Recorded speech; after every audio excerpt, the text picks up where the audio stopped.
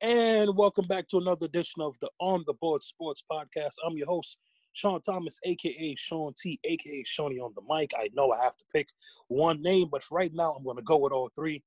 I am here quarantined in Queens, New York. Want to introduce my main man, the best co-host in the whole wide world, William Chiarucci, a.k.a. Will C. Will, how you doing, man?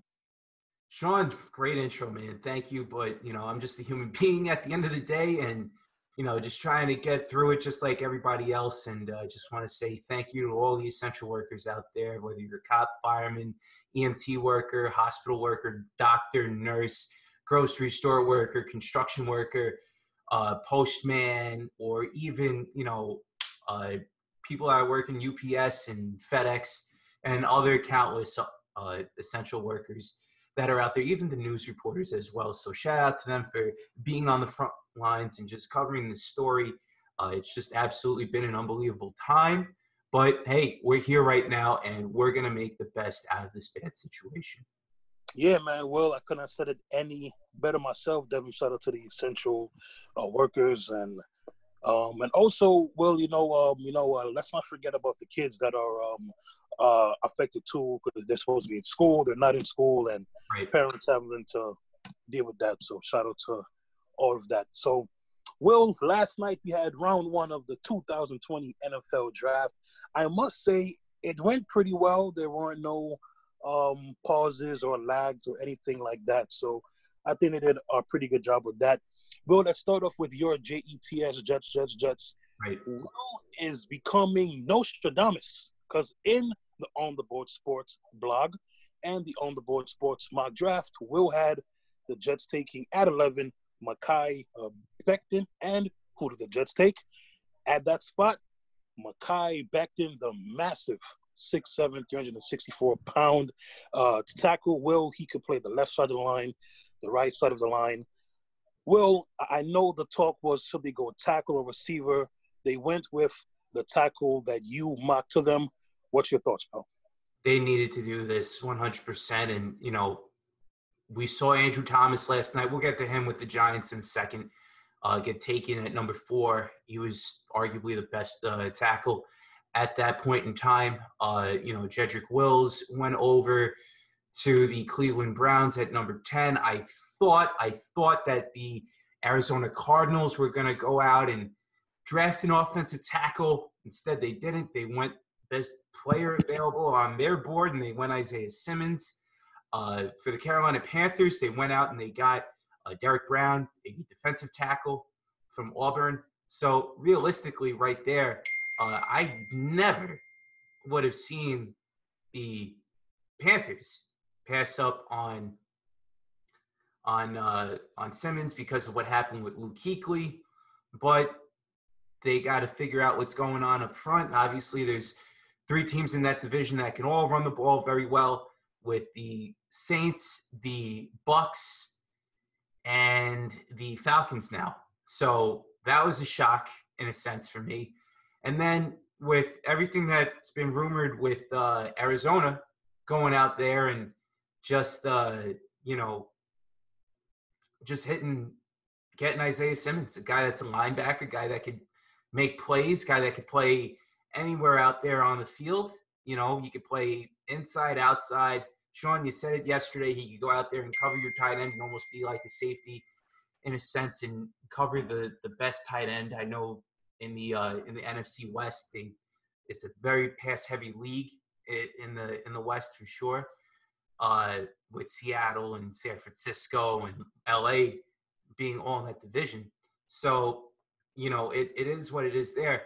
But for the Jets, to get back to the Jets here, those picks alone set up shop for what they had to do. And we know what happened with the Browns last year. They had one of the worst offensive lines in the league for sure. But make no mistake about it right here, there's a lot of – and for the Jaguars to go corner, that really says something right there with what they're going through right now after trading away Jalen Ramsey, A.J. Boyd, being there as well. He got traded too, right? He got traded over to Denver?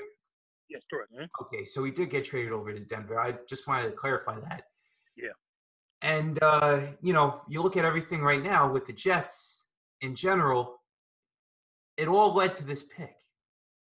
It all led up to this pick. And with Becton being here right now, and I'm sorry to go off tangent, but, it needed to be said because of that.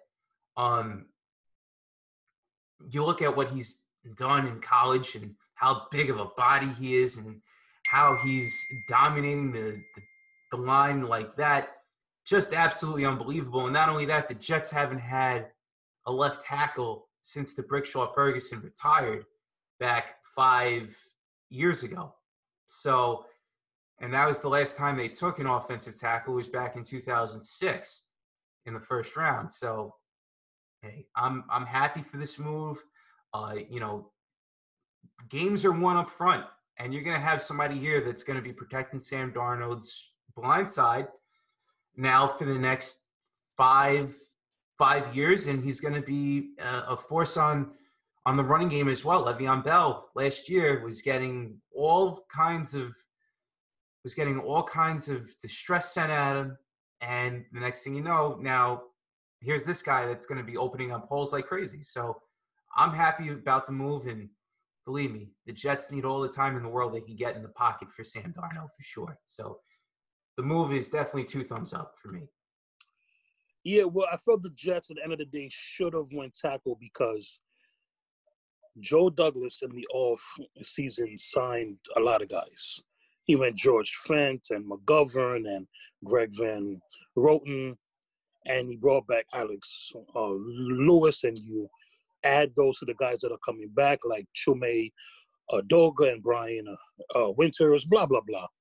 So the reason why I felt, unlike the Giants, the Jets should have won a tackle is because the Jets needed a lineman to complete the process that Joe Douglas started in free agency. So, I'm pretty sure the starting offensive line for the Jets, I do think they're going to start Becton on the right side, and I think eventually later on he'll be left. So I think it's going to be Fant, Lewis, McGovern, Winters, and then Becton, and that's a much improved offensive line than they had last year. And I was talking to my boys who are also Jet fans, and they were screaming, "You got to go receiver! You got to go receiver!" Oh, We were on Instagram Live last night, Will, and they had all 3 of the top receivers. They could have picked anyone. The reason why I didn't agree with that is because you have Le'Veon Bell for a reason, and as we saw, if you play through Bell, you don't need a number 1 guy if you play through Bell. Bell is a running back and a receiver, and if you play through him, there is enough weapons with Griffin and tight end and Herndon and Crowder and Perryman and whoever they add between today and tomorrow. That's enough and the Dolphins to get them down the field. So I thought they were going to go Tristan Wirfs. He ended up being the last of the 4 taken. A lot of people thought he was going to be the first. He was the last. But I don't think the Jets could have went wrong. And as long as Becton watches his weight, I think he's going to be a stud because you don't get 6'7", 360 pounds in the store. Those guys rarely come by. absolutely. And not only that too, but you mentioned it like on prior podcast episodes, once he gets the money, watch out. I think he's going to hire a personal chef. He needs to. I know his mom was a catering, was a caterer. That's what they said yesterday on the draft show. But now he could go out and he could hire somebody since he's getting paid, and he's going to go out there and he's going to get himself that personal chef that's going to try and get him leaned up and everything like that in the right direction. And you never know what might happen come down the stretch here as far as a player's mentality goes and how he wants to be great and how he's going to handle himself. So I think drafting this kid And he's saying the right things right now. He's going to get on top of people now. I know there are people on social media that are going to take it the wrong way and joke about it, everything like that, because they have nothing better to do and that they're trolls. But realistically, that's what you want. That's what you want from an offensive lineman. You want to hear somebody say those words. You want to hear them dominate and win the line and win the battle up front. And you do that, you're going to have that whole win. You're going to have a whole win at the front of the battle and at the front of the front line. So that's where games are won. Yeah, well, so it's going to be very interesting to see how they deploy their O. I'm pretty sure they're going to draft some pieces to help Sam in terms of throwing and running the ball. Right. Because, we're not sure how long Bell may be on the team, whether he lives out the contract or this upcoming season is his last. So we have to see what happens there. So, yep. Jets. Will, you wanted the Jets to take a lineman, and they did. So we shall see what happens there. Will, let's transition to the other team that plays at MetLife, the G-Men, the Giants. Will, at 4, was it Simmons or a tackle? Simmons or a tackle? I felt they should have went with Simmons. Instead, they went with Andrew Thomas, who I felt was the best pure left tackle in the draft. And I think the people that made the pick, Joe Judge, Hedelman, I felt that they felt the same way. It surprised everyone because I thought many people thought the Giants would go with the Wills, who went to the Browns, as you said, or Wirfs, who went to Tampa Bay. So, Will, when the Giants chose Andrew Thomas at 4, what were your thoughts? Smart move, for them to go out there, and you've spent 2 of your draft picks in the past 2 years, your top choices anyway, since they had the other choice last year and they went defense at number 17. You spent 2 of your top choices in running back and your quarterback of the future. Now, I get that there are holes on the Giants' defensive side of the ball. I get that 100%, but hey, that's what day 2 and day 3 are here for. You try and build your team like that. And Joe Judge knows what he's doing. He's learned from Bill Belichick, and, you go out there, you spend your draft picks on high talent guys. And with everything that's going on with Andrew Thomas, he's got a great motor. He's got great hands. He's going to be a guy that's going to be a force to be reckoned with for the next 5 to 10 years, like Mekhi Becton, I feel. And not only that, but, you look at the upside here with this, you're giving time for Daniel Jones to be the future. And same thing with the Jets. You're going to give Saquon Barkley opportunities to run, and Saquon found ways to go about it. Now, this line, I know we mentioned on our previous show with Daniel McCartan that the line was ranked like 18th or 19th, and now you're adding a guy like this that's dominated and basically won on every level. In Andrew Thomas, team might be a top 10 unit now in their offensive line, and they have Will Hernandez there. Who is the guy that they signed? Logan Mankins too, to be that piece 2 years ago or a year ago at that point. Zeitler. They made the trade for Kevin Zeitler. No, but they signed somebody from New England. The Giants. Nate Solder. Nate Solder, yes. So I knew it was somebody. Yeah. But they wound up doing that, and you're going to solidify this, and it's a good move for them. And like I said with the Jets, and how teams are built. Look at teams like the Steelers. Year in and year out, they find ways to draft offensive line, and they do it. They protect their value, their valued players. Same thing goes with the Dallas Cowboys. They went out and they found their offensive linemen. Now, they're not the same thing, but it's literally like that, And even the Eagles and even the 49ers, they have great offensive lines, and they've rushed the ball well. They've had a 3-headed monster in the 49ers. So that's something that the Giants want to accomplish here. And they have everything there. So it's a great move by the Giants to go out and pick up a left tackle that's going to be with this franchise now for the next 5 to 10 years. Well, here's my take on the Giants. To me, you have to go Simmons because the defense is a mess.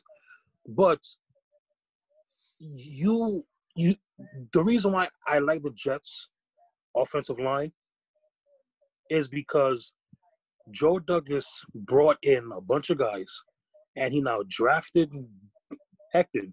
So, well, that means that now you can mix and match and you can see what is the best offensive line to put in front of Sam. Is it playing Fant on the left side or the right side?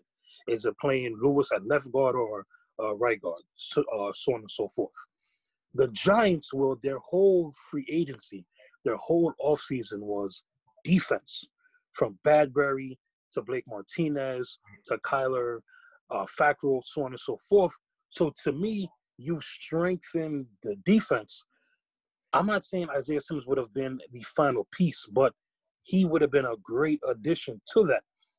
My fear with the Giants and Giant fans is that they view they're going to view Andrew Thomas as the savior for that line, and he's not. And the reason why I say he's not, Will, is because that entire line needs work. One man is not going to change that line.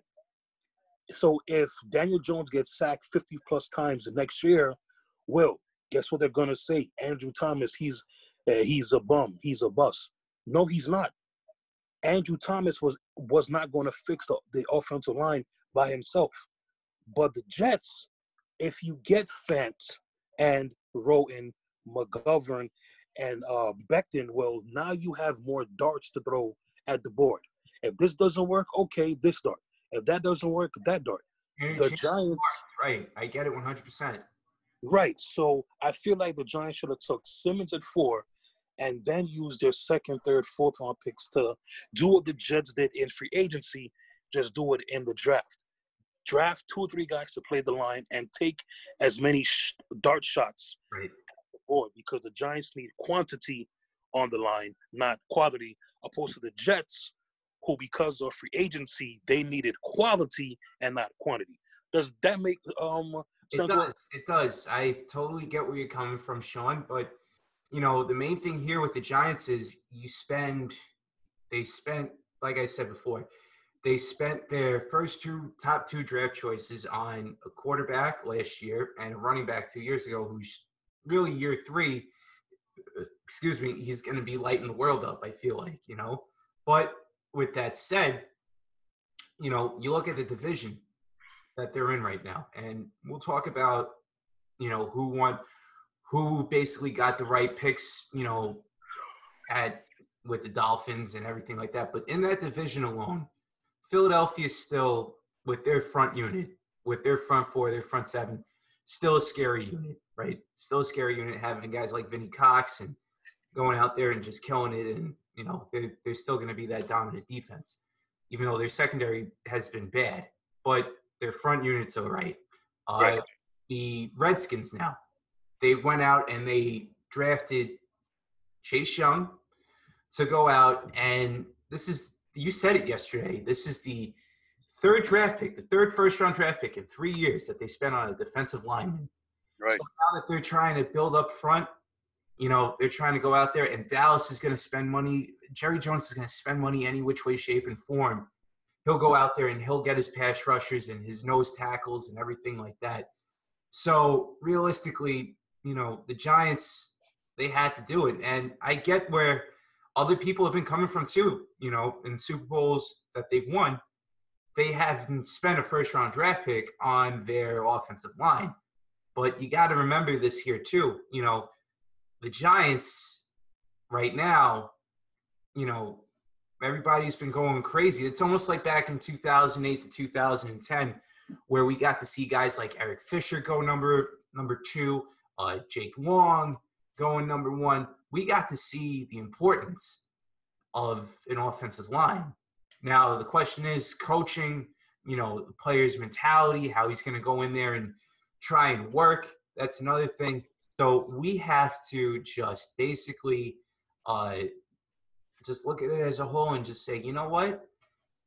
For the Giants, it was the right move. I get all the holes that they had in place with missing out on Isaiah Simmons, but you know, they feel as if that they're going to be a top 10 unit offensively, and they want to protect Daniel Jones. So that's all it comes down to. All right, Rose. So we shall see what happens with there. That takes care of the Jets and the Giants. Well, 32 picks last night. Was there a pick that you said, wow, I can't believe this guy fell and he's an absolute steal? Or is there a draft pick or two that you felt that a team had an absolute steal? Yeah, like I said, Carolina, again, going out there and passing up on Isaiah Simmons for Daniel Brown from Auburn. I thought that was kind of a shocker right there, especially since they lost out on Luke Kuechly due to retirement. So that's just absolutely unbelievable right there. But Arizona, another team, goes out, gets the best available player on their board. And it's basically unbelievable that they went out and they drafted a linebacker to go out there and he could play anywhere. You know, we mentioned it before. He could go out there and play anywhere. I thought maybe they'd go offensive tackle. They didn't. Hence why Mekhi Becton was on the board for the Jets, and Jedrick Willis was there for the Browns. Jacksonville, another team, thought maybe they'd go and haul up on their defensive line a little bit. They didn't. They went out there and they went corner. The first 3 draft picks weren't that much of a shocker for me. I will say this, though, and I don't want to steal your thunder here. And by the way, this is just a foam roller. So, I will say this with the first round, with everything that's gone on, for every Packers fan out there that's ripping Packers management for not improving the team around them, you got to look at this team 3 to 4 years from now. And I know Aaron Rodgers is playing at an unbelievable clip, and I know that the league is basically, trying to save their quarterbacks here. But at what point in time do you look at it and do you say to yourself, okay, with every quarterback that was taken off the board, whether it be Joe Burrow, whether it be Tua Tagovailoa, I can't even pronounce his name even though I'm wearing a Hawaiian shirt right now. We'll go with Tua. Okay. Tua, right. We'll go with Tua.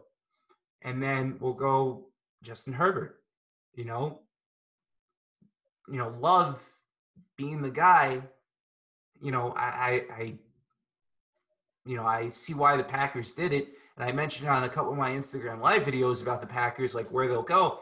At some point in time, you have to look at the future here. Aaron Rodgers is his 13th year in the league. And even though it's his 10th year of really starting, it's it's something to really think about. So I'm not questioning them at all. You got to just go out there and support the draft pick and see what happens. But that's, as far as the surprise goes, like, I don't know. Outside of that Green Bay pick, maybe Henry Ruggs going to Oakland, not Las Vegas. Everybody's hyping up Jerry Jeudy. Now he's going to go play with Denver. CeeDee Lamb, another choice, going to Dallas, playing with Dallas. So that's another choice as well. So that's my steal. That's my steal for CeeDee Lamb to go to Dallas. Now you can have the option to put Michael Gallup in the slot. Well, Michael Gallup won me a lot of money on DraftKings. Michael Gallup won me a few games in my fantasy league. You got to put him in the slot, or you put Lamb in the slot. You got Cooper, you got Zeke. Even though Travis Frederick retired, the offensive line is still good. So CeeDee Lamb was one of my steals. And well, I don't think the Arizona Cardinals did not think in 1,000 years Isaiah Simmons would be there at 8. Because like you said, even if the Giants didn't take him at 4, you kind of assume Carolina would take him at 7, a pick before them. So the fact that when the Panthers took Brown, Simmons was on the board, I think that was probably the easiest pick of the night. You take the best player. Well, I agree with you on the Packers fans' point to an extent. I agree with you because for two reasons. Part of the draft is to look at the future of your team, not just the now. That's a outstanding point. And we don't know. Aaron Rodgers, 13 years. This is going to be year 14. He only has one Super Bowl. For as great as he is, he only has one. So the Packers may be starting to think, okay, maybe it isn't meant to be with him here. Maybe we do need to start looking at the future. And he is 36 years old. Right. But at the same time, I see the Packers fans beef because if the Packers had the 30th pick. If Love would have fell to them at 30, I think they would have took it better. The fact you traded up to get him and you gave up a fourth-round pick, which in this draft is a valuable pick, to get a player that's not going to contribute this year, I think that's the issue they have. The trade-up and the giving away of the fourth-round pick more than the pick itself. So we have to see. And, two surprises here. You speak about trades. How about Tampa Bay yesterday going out there and trading up one spot to go out and draft Tristan Wirfs? I still don't even know what they got back in return for their compensation for the 49ers. The 49ers are your defending NFC West champions. And, they're the defending NFC champs as well. So you're going out there. John Lynch is a smart guy by trading down and trying to get multiple draft picks as he can. So I don't get Tampa Bay's point by doing this. I can't picture them. I couldn't picture the 49ers drafting a wide receiver, although they did getting back in the first round afterward. But another trade too that kind of threw me off here, and I said to myself, why would this guy and why would this franchise do this after what had happened? And I get why he did it now. The New England Patriots and Bill Belichick going out there and just trading away their first-round draft pick for a second and a third rounder is just absolutely crazy, and it's right. But understand this with the Patriots, right? Anybody that's played for Bill Belichick has made a name for himself, whether it be, Tom Brady, whether it be, guys like Julian Edelman, players like that, guys that have been late round draft picks, guys that have found a way, bought into the system, and just played in the system very well, the Patriot way. You look at it and you just say to yourself, he's going to get guys that are going to be hungry, that have been in that mentality and in that mold of being passed up. And, he could plug and play guys now at this point in time. So I was shocked when I heard that they traded back, but it made sense. You get players that could go out there and that are hungry. And not only that, on the cap too, you try and find, you don't want to be locked into cap hell at that point. So, we'll see what happens there. Shawn, any surprises for you on that end? Yeah, well, the San Francisco trade that you mentioned, that's a great point. John Lynch is the ultimate fleece when it comes to the draft. Because, don't forget, about 3-4 years back, he made Chicago trade up one pick for Mitchell Trubisky. That's right. I've been telling you the past few shows on and off the air. History has a habit of repeating itself. He did it again. When they were on the clock, I'm pretty sure he called Tampa Bay like, hey, I got like 4 teams calling me for Wirfs. If you want him, he's yours, but give us a this and a that. And Tampa Bay said, sure. Because why? You got to protect Tom. You got to protect Tom. So he fleeced the Bears 3-4 years back. He fleeced Tampa Bay yesterday, and they got Javon Kinlaw, who's going to replace DeForest Buckner, who they traded to the Colts. So we have to wait and see there, speaking of San Fran, they don't have a pick till tomorrow. They don't have a second, third, or fourth. What they got in return from Tampa Bay was a 5th and 7th. So 5 and a 7 to move up one spot. Well, a surprise for me, the Green Bay pick, yes, that pick, but also the Las Vegas the Raiders. Henry Ruggs, I'm okay with that pick. He's probably going to be Tyreek Hill 2.0. Damon Arnett at corner. Now, we weren't sure how teams would rate their cornerbacks after the first two, Right. Okuda and C.J. Henderson. Well, when the pick was made, one of the NFL Network draft analysts said, Damon Arnett was my 8th rated corner. 8th. But apparently Oakland had him as their 3rd. And that's the thing with the draft, you try and prognosticate and project, but you just never know. That was a head-scratching pick there. Another head-scratcher pick to me, Will, was the Falcons at 16. They needed corner help. They took A.J. Terrell from Clemson. Well, I know you're not a big college football guy, but the last time we saw A.J. Terrell play for Clemson, he gave up 9 catches for 221 yards and 2 touchdowns to the top receiver on LSU. He did not look good at all. Joe Burrow picked on him the whole night. And but then, like I just said, well, after the first two, every team is going to rank their cornerbacks differently. So those were a couple of my surprises there. So we have to wait and see. Well, before we wrap up this episode, tonight, rounds 2 and 3, tomorrow 4 through 7, will the Jets have addressed the offensive line with their first pick? What positions would you like to see them adjust between today and tomorrow? Every Jet fan wants to see a wide receiver at this point in time. So, I think if a guy like a Laviska Shenault can go out there from Colorado, I know he's 6'1", he's got that big body frame of his. He could go out there and do it. There was another kid, I think, somebody from Clemson, I think. He's 6'4". He played, I forgot the T. Higgins. T. Higgins, yes. Somebody like that, go out there. It could be a red zone exception. I think that would be a smart move, or even go out and get a USC product.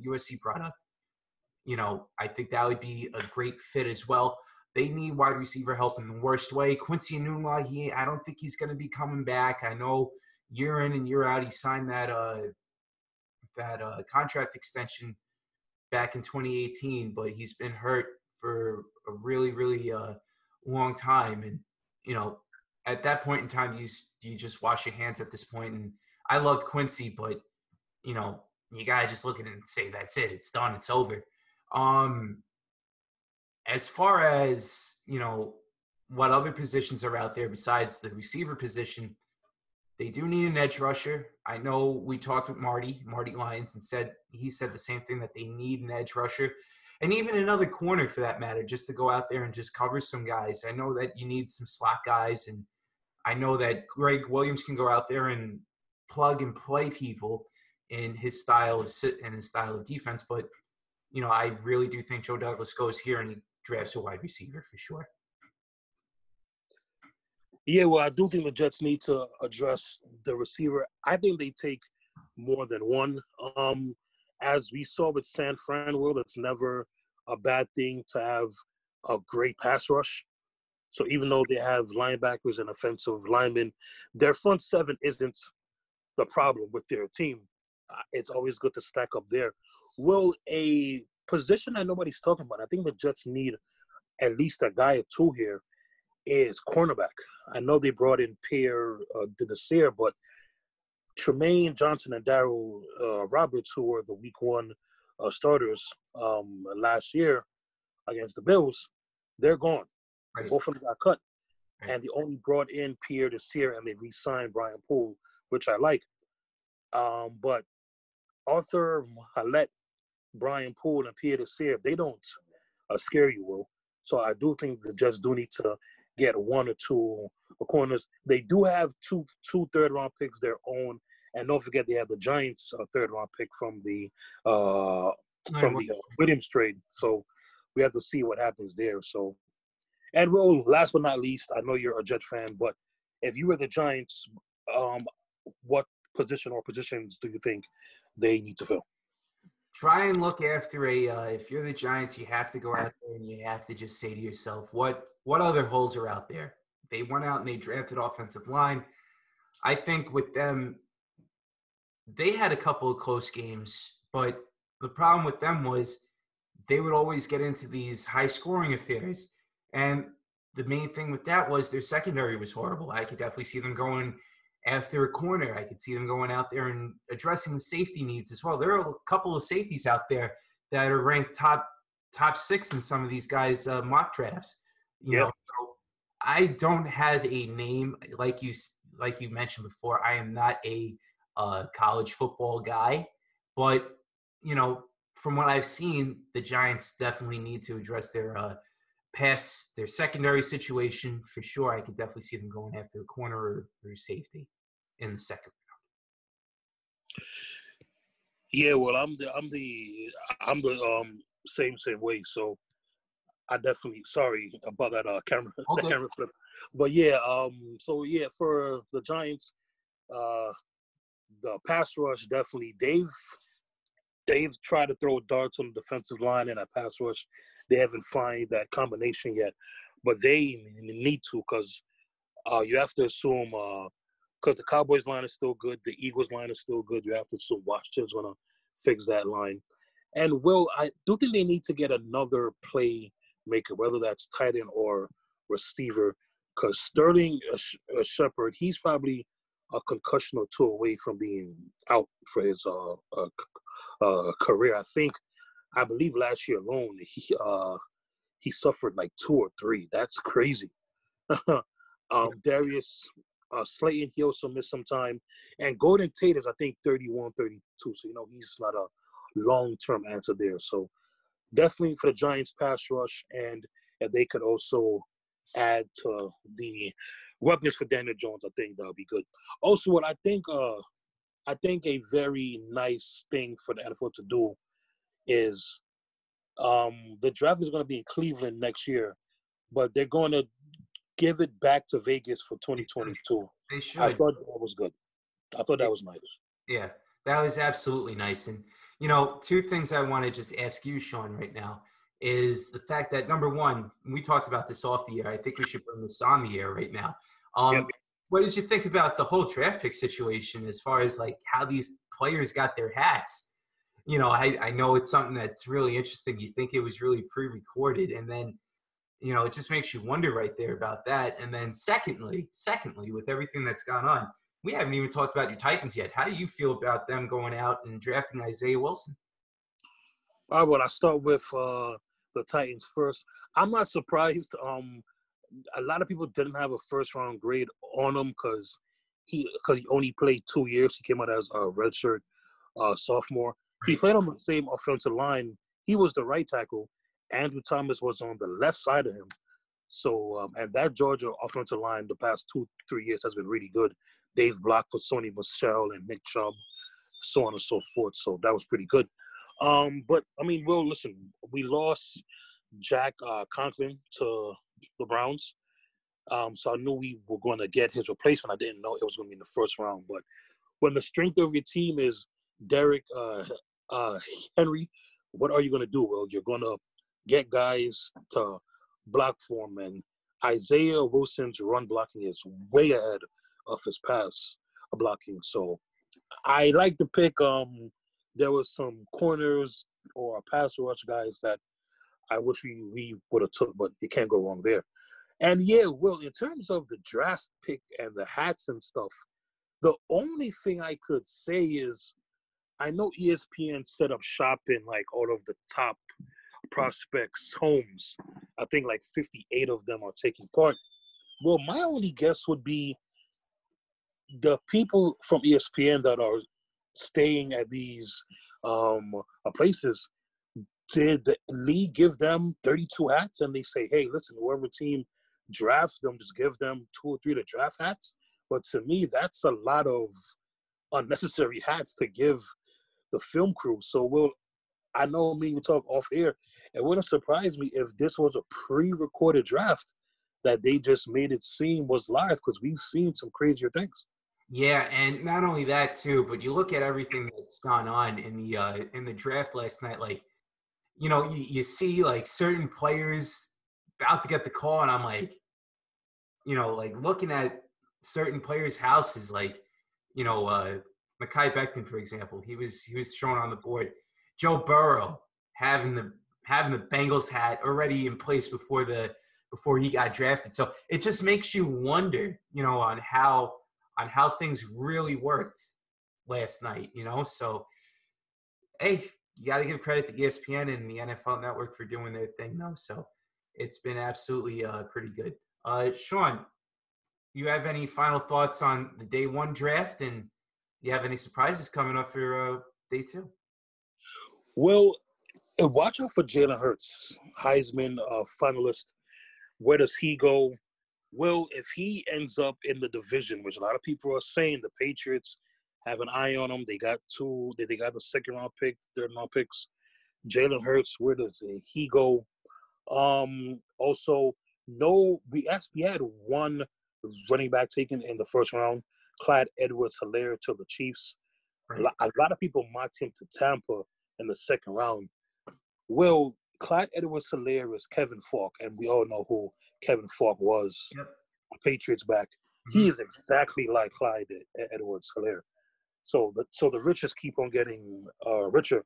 But I think tonight is going to be running backs galore. I think between the second and third round, you could see 6, 7 the running backs fly off the board. And this is a deep receiver draft. We saw 6 taken last night. I think between the second and third rounds, you could have between 10 and 12 taken there. So right. I'm looking up to see that. Not really a surprise. It's kind of it's kind of hard to predict a surprise when, of the circumstances that we're in. So we shall see. Absolutely. And you mentioned you mentioned the running back situation right now. Kansas City with the 32nd overall pick wound up drafting a running back that we thought that honestly it would have went to DeAndre Swift or J.K. Dobbins, but it didn't go as planned for that. And Patrick Mahomes was in the ear of the Chiefs GM as well, just going out there saying, hey, draft this kid. He's really worth it. He's going to be special. And, we'll see what happens there. So you're absolutely dead on, balls accurate on that statement for sure. But we'll see what happens as time moves on. I really don't have anything else other than just got to see what the Jets are going to do, and should be an interesting day too for sure. So we're definitely going to be on our edge of our seats. So. All right. Well, I like how that sounds. So, yep, and that's my final thoughts. So, also, shout out to Mikey Demogala, who we interviewed before this. Shout out to him. And also, shout out to the one, the only, Brendan Burke, that man is near and dear to our hearts. Yeah, absolutely. He's near and dear to every Islander fan and every NHL fan that's out there. And, such a great – if you listen to him talk, he's such a great interview, and he's just a great individual as well. So have really nothing else to say outside of that. Just hopefully Brendan and his wife are doing well. I know he said that his wife is a nurse, so in this whole crazy time, it's just absolutely unbelievable what's going on. So his voice was made for sports, like Brendan Burgess has that voice, like almost like how like Vin Scully. Well, and let's also send our shout outs to Vin. I saw a report that Vin Scully, he took a fall at his home, but he's doing well. 92 years young, the one, the only, the legend, Vin Scully. So, Vin, hope you're doing well, pal. Him and Tommy Lasorda is still kicking, still pushing strong. Those guys are unbelievable, and Tommy is just absolutely one of a kind, though. I will tell you that, just absolutely great personality. So, yeah, really nothing else there to add on to that. Shawn, take it away, bud. All right. So, awesome job as well. I'll be speaking to you soon. And once again, shout out to our previous guests, Mikey and Brendan Burke. So for everybody here at On the Board Sports, for my main man, Will, quarantined in LINY, I am your host. I am half of your host, Shawn Thomas, a.k.a. Shawnee on the mic, quarantine in Queens. We'll speak to you soon. And as Will said at the beginning of the show, shout out to all the essential workers. I appreciate all that you do. And we hope that you guys listening to us just makes your day a little bit better than what it is or what it was. For Will C, I'm Shawn T on the Board Sports, signing out. Peace out.